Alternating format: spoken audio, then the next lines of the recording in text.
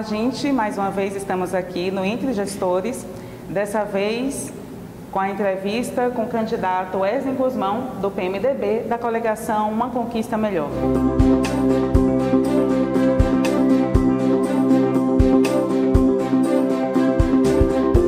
Muito obrigada, candidato, pela sua presença aqui. É uma honra recebê-lo.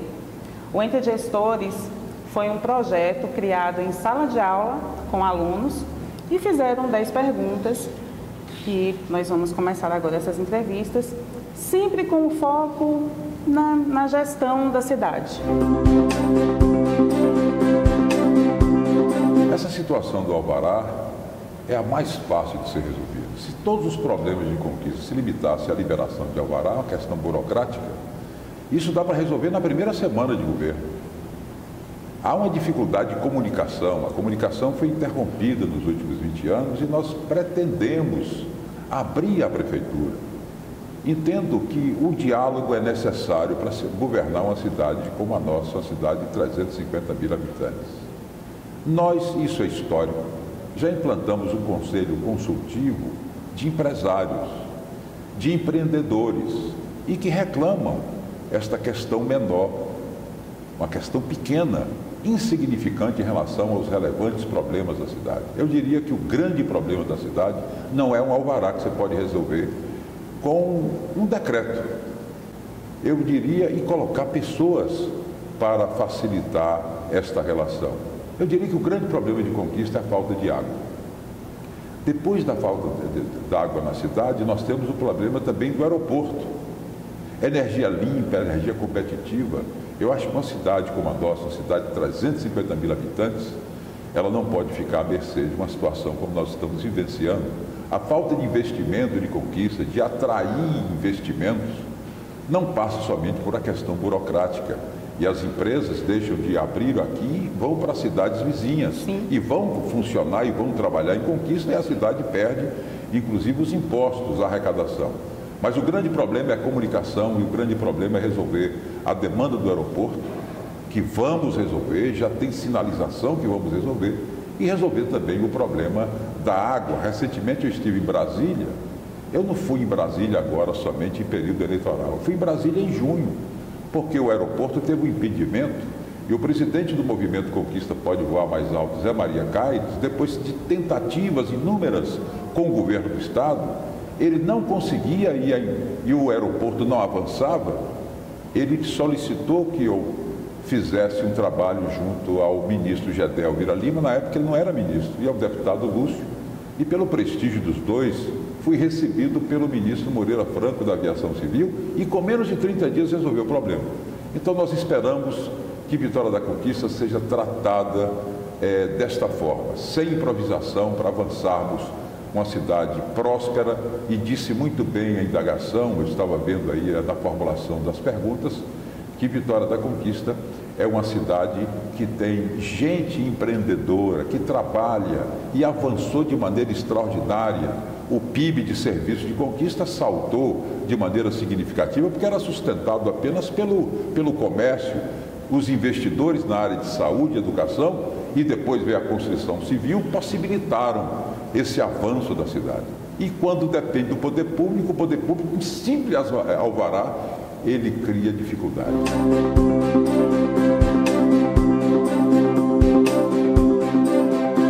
Eu entendo que com os avanços tecnológicos, me parece viável e fácil de fazer.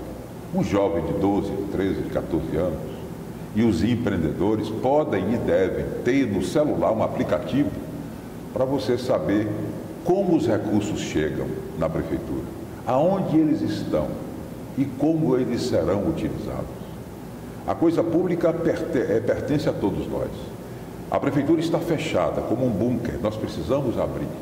E a forma de abrir é buscando uma interação com os conselhos. Esse conselho consultivo ele estará assento. Ele não será algo figurativo. Ele vai para dentro da prefeitura para ajudar o gestor. E eu terei ajudadores extraordinários, empreendedores, a pensar a coisa pública, a planejar a coisa pública e executar o melhor para a nossa cidade. Eu tenho dito e repito, não dá para improvisar numa cidade de 350 mil habitantes.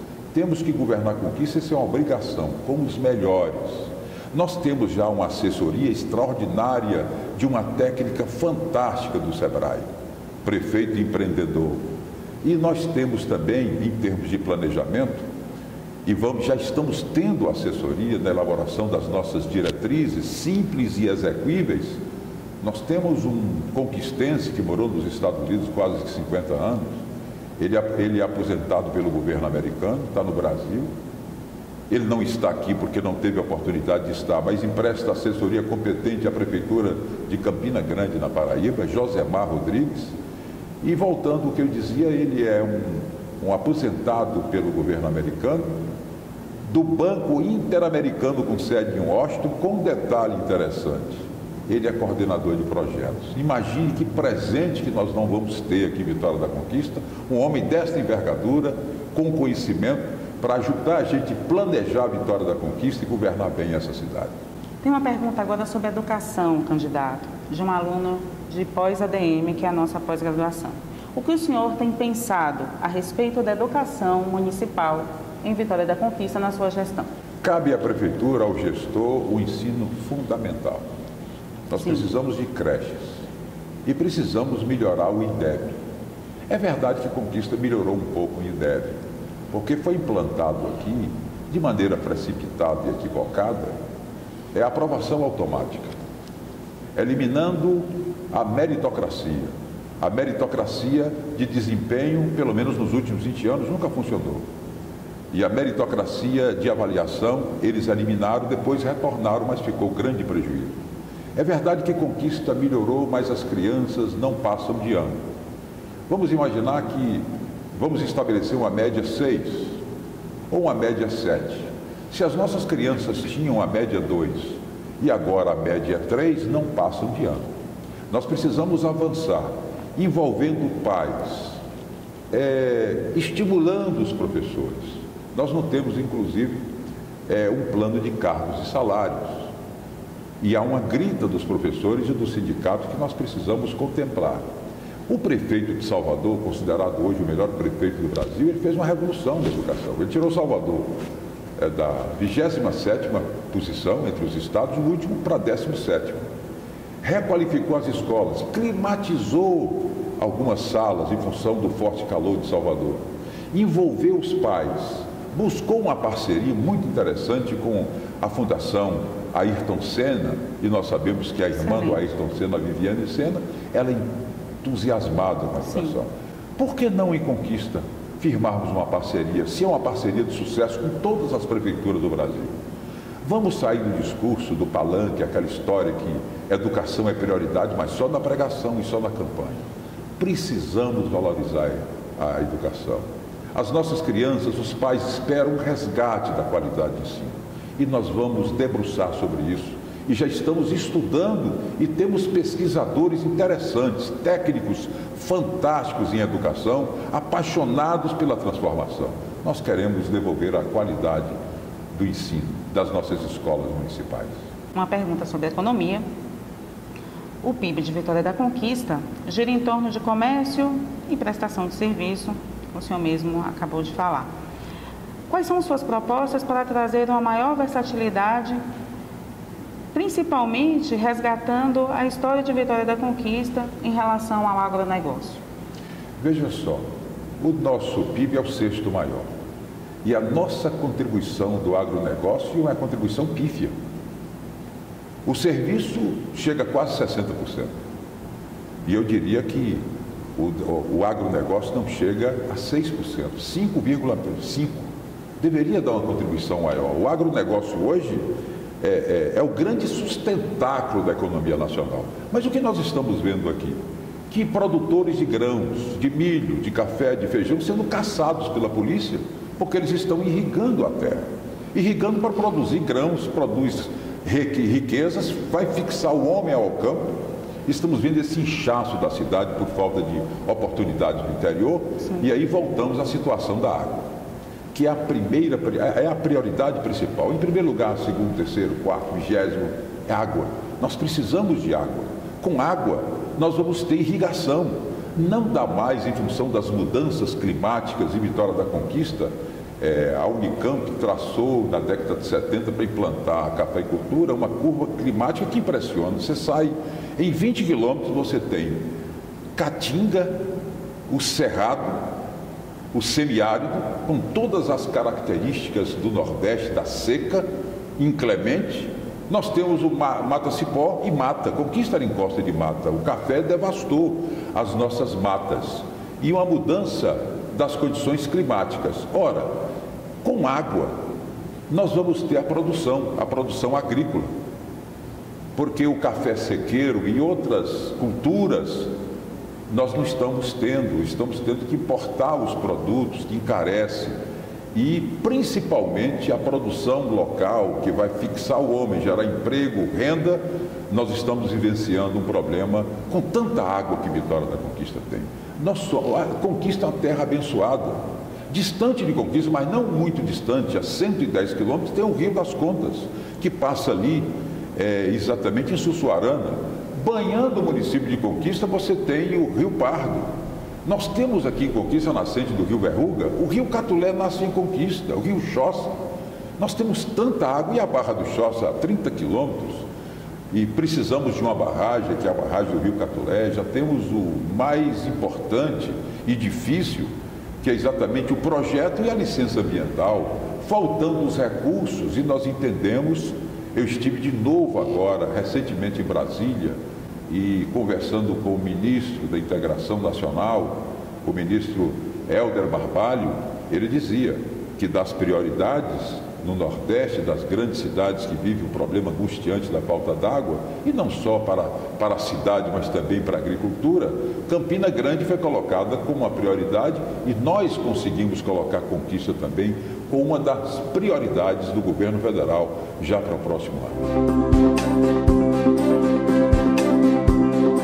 Olha que dado preocupante. Não existe cirurgia pelo SUS de próstata em Vitória da Conquista. Tratamento. Próstata. Quantas pessoas doentes, de baixa renda, e que não têm esse tratamento? Só em Salvador, uma cirurgia de próstata, na terceira maior cidade da Bahia. A oncologia aqui em Conquista preconiza o SUS que os recursos devem ser canalizados para os hospitais públicos. Esta é a prioridade primeiro. Se os hospitais públicos não atendem à demanda, e ao caso nosso do hospital de base, tumultuado, a oncologia equivocadamente colocada lá, é que tem hoje uma quimioterapia terceirizada nas proximidades do hospital, que tem muita poeira ali, inclusive o acesso não está asfaltado.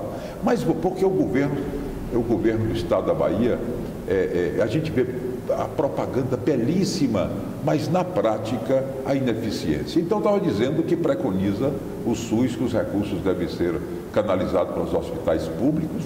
Se ele não consegue atender a demanda, nós vamos para os hospitais filantrópicos. Se os públicos e os filantrópicos não estão acompanhando, vamos para a iniciativa privada. Precisamos firmar parcerias. Deixa eu lhe dar um detalhe interessante. Uma pessoa para fazer uma radioterapia. Imagine uma pessoa que nunca foi à capital, que não tem recursos para ir para a capital, e vai, por exemplo, um idoso, acompanhado, esposo e esposa, ou vice-versa, ou um filho que vai acompanhar a mãe, vai ficar onde em Salvador? Longe da família. Veja a insegurança desta pessoa, por uma questão de uma radioterapia. O Hospital SAMU tem uma estrutura extraordinária de radioterapia e que não está credenciada pelo SUS. Há uma dificuldade nas relações do atual gestor com a iniciativa privada. Precisamos buscar parcerias responsáveis para avançarmos também no tratamento oncológico. Isso é possível.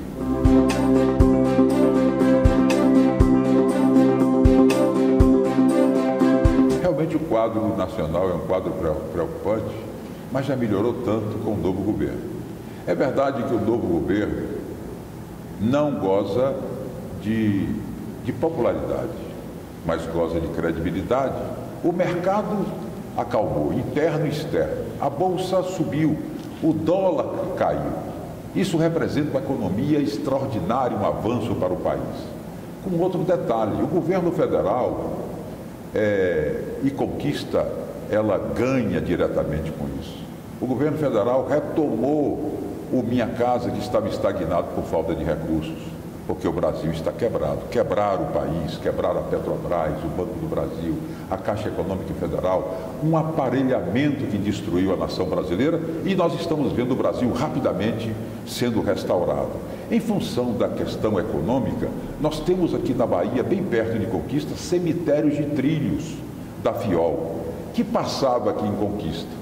Vasco Neto projetou no final da década de 40 e início da década de 50 uma ferrovia Bom Jesus da Lapa, Ilhéus, passando por Caetité, Brumado, Vitória da Conquista, Itapetinga. O mapa da Valec de 2002, é interessante eu falar isso, porque muitas pessoas desconhecem.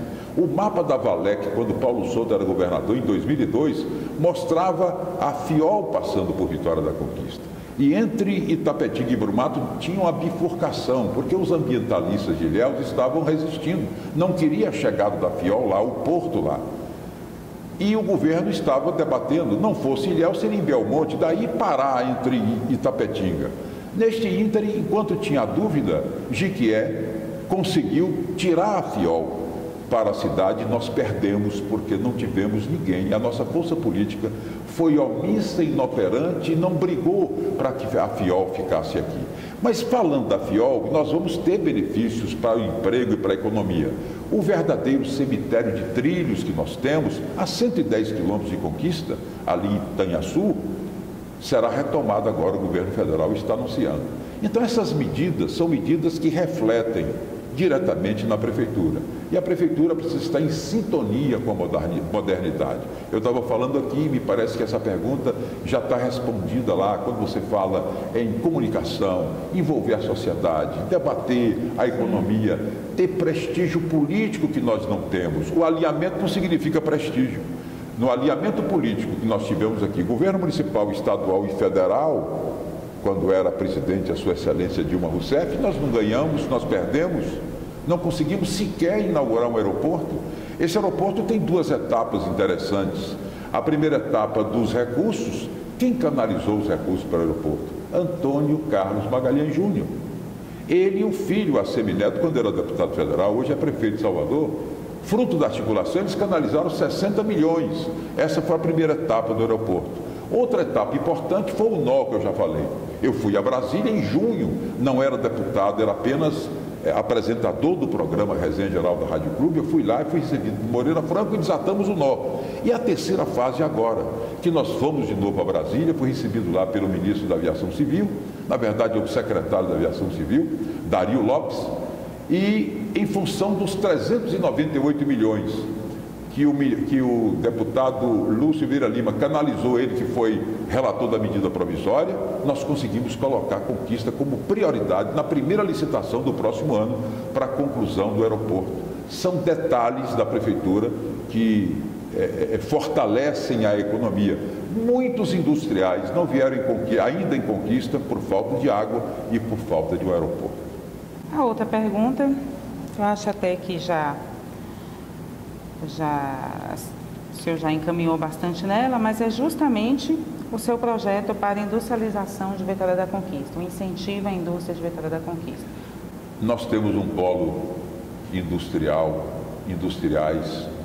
que são verdadeiros heróis, porque eles já estão dando a contribuição para o nosso PIB de 18% como um distrito industrial esquecido pelos gestores.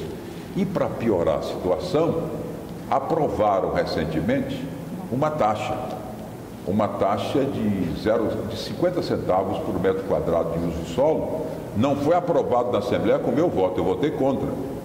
E este imposto, esta taxa, incidir sobre as fábricas que lá estão. Uma fábrica, vamos falar aqui hipoteticamente, que tem 20 mil metros quadrados, pagaria 10 mil de impostos. Nós derrubamos, mas aí o governo ainda está aplicando esta taxa de 50 centavos por metro quadrado para as áreas ociosas, menos mal. Mas o nosso distrito industrial tem uma área invadida, ele tem um transporte regular, não há assistência do governo, não há amparo do governo e também sem água. Nós não temos água, indústrias também não instalaram aqui por falta de água. Nós pretendemos, eu fui inclusive, integrei quando deputado estadual, fui presidente da Comissão de Desenvolvimento Regional. E nós já estávamos preparando audiências públicas. E uma seria em Conquista, para debatermos os problemas. Mas eu tive que retornar à Conquista, porque eu estava como suplente do deputado Bruno Reis. E o deputado Bruno, que estava compondo a equipe de governo em Salvador, ele retornou ao mandato. Eu tive que retornar em Conquista e estou em plena campanha. Veja só, a Prefeitura de Vitória da Conquista é um erro. Ela não tem nenhuma autoridade sobre a Embasa. O contrato está vencendo agora. Eu sempre advoguei a necessidade de criarmos uma agência reguladora para fiscalizar a Embasa. Ela faz o que quer. Aumenta a conta quando ela quer, ela arrebenta as ruas quando ela quer. Então, na verdade, e não há uma interação, uma comunicação de prefeitura com a Embasa. Ela tem um poder absoluto sobre a cidade. É um erro, porque ela é uma concessionária. Nós entendemos que o desperdício existe, isso depende de campanhas educativas, mas a necessidade das barragens é uma necessidade indispensável, a construção dessas barragens. Inicialmente uma barragem, porque prometeram uma barragem antes de pagarem a barragem prometida, anunciaram uma outra barragem, mas nós precisamos dessa barragem. E vamos, se eleito, se for da vontade do Senhor, se eu ganhar as eleições, na renovação desse contrato, nós precisamos conversar com a Embasa e fazer muitos ajustes para que Vitória da Conquista não tenha que estar sempre penalizada com os racionamentos. Penúltima pergunta, de uma aluna de gerenciamento de projetos. Como procederá o candidato, caso venha ser eleito para o cargo de prefeito de uma das cidades mais importantes da Bahia, na escolha de seus gestores, secretários e demais cargos públicos disponíveis? Há uma prática do Brasil, e eu estou entendendo a pergunta plenamente, que não deu certo, um modelo falido. 40 ministérios, 40 partidos políticos, e tem mais 30 partidos querendo o registro. Nós estamos vendo os Estados Unidos com duas tendências, democratas e republicanos.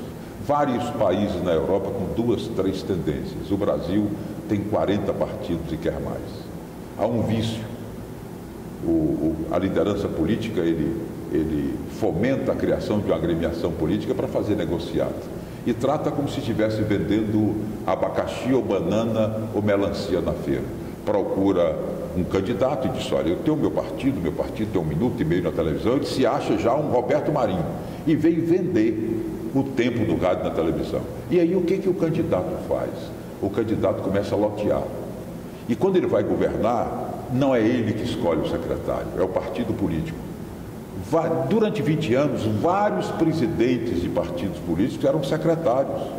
E o pior, eles passavam por várias secretarias sem conhecimento. Desde 2008 eu venho disputando a eleição e nós nunca paramos para fazer esse tipo de negociado. De você convidar uma liderança política colocando uma secretaria à disposição. Falei no início, não pretendemos não governar com a improvisação. Precisamos governar com os melhores. É verdade que, veja esse modelo de ACM Neto, ele buscou nos partidos políticos técnicos, mas os partidos políticos, com bons quadros, recomendou o que melhor tinha. A gente deve fazer isso. Primeiro você tem que procurar saber quais os grandes técnicos que o partido tem. Não tendo, não adianta improvisar.